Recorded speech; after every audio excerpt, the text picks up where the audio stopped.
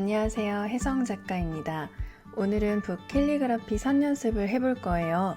먼저 깔판을 깔고 먹물, 붓, 문진, 화선지를 준비할게요. 화선지는 옷걸이에 걸어두고 하나씩 꺼냈으면 편해요. 화선지는 부드러운 쪽을 윗면으로 해서 몸의 중간이 아니라 오른손의 아래 있도록 오른쪽에 치우치게 놓고 움직이지 않게 문진을 올려둬요.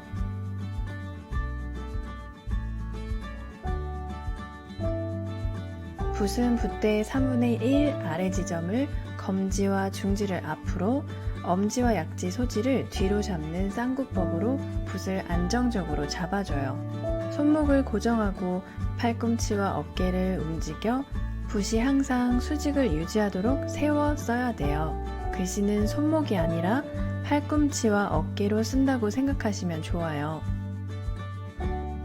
먹물은 붓 크기, 글씨 크기에 따라 농도가 달라지는데 이 정도 사이즈 붓이면 먹물 70%에 물 30%면 적당해요.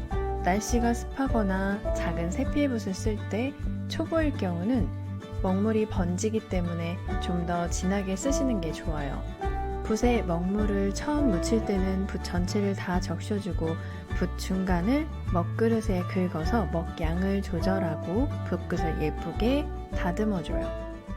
선을 긋고 다시 먹을 묻혀줄 때는 붓 전체를 먹물에 다 담그지 말고 붓끝에만 살짝 묻혀서 쓰면 돼요. 먹물이 붓에 너무 많이 묻어 있을 땐 버리는 화선지, 파지에 닦아 조절을 하죠. 가로선, 세로선, 선 긋기 연습을 해볼게요. 붓 길이의 중간 정도까지 누른 그 두께감을 유지하면서 움직여주세요. 손목을 고정해 붓이 수직이 되도록 신경 쓰시고 팔꿈치와 어깨를 움직여서 일정한 속도로 선을 그을 거예요.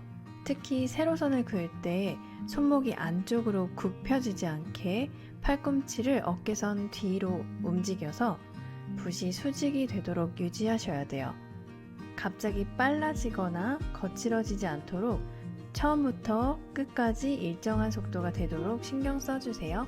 붓을 눕혀서 옆으로 쓸어서 표현하면 뼈대가 없고 거친 선, 편봉이 나오거든요. 이런 선은 되도록 피하는 게 좋아요. 사회적으로 선의 중심에 뼈대가 있는 좋은 선을 중봉이라고 하는데 중봉을 표현하기 위해서 선의 시작 부분에서 거꾸로 들어가 줄 거예요. 이걸 역입이라고 해요. 역입. 붓을 수직으로 그어서 중봉을 유지해주고 붓끝이 선 끝까지 가서 거꾸로 돌아 마무리하는 걸 회봉이라고 해요. 중봉을 위해서 역입으로 시작해서 회봉으로 마무리하는 거예요. 여기서 회봉을 위한 꿀팁은 붓끝이 선의 끝까지 갔다가 느려지지 않고 다시 겹쳐지지 않고 그어준 반대 방향 위로 들어 올려줘야 돼요. 이렇게 하면 선의 양끝을 좀 더 날렵하고 깔끔하게 표현할 수 있어요. 곡선을 표현할 때도 마찬가지로 손목을 고정하고 역입, 중봉, 회봉 신경 써주세요. 기초 3개월 정도는 바른 자세와 역입, 중봉, 회봉에 집중적으로 신경 쓰고 연습하는 게 중요해요. 문장을 쓰더라도 자세 연습, 선 연습한다고 생각하시고 쓰는 게 좋겠죠. 보는 눈은 아주 빨리 나아지지만 손의 컨트롤이 따라가지 못할 때 재미가 떨어질 수 있어요.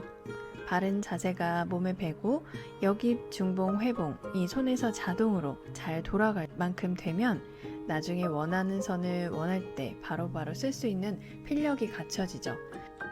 그 다음 자형을 다양하게 생각하고 응용하는 단계로 글씨가 더 풍성해질 수 있어요.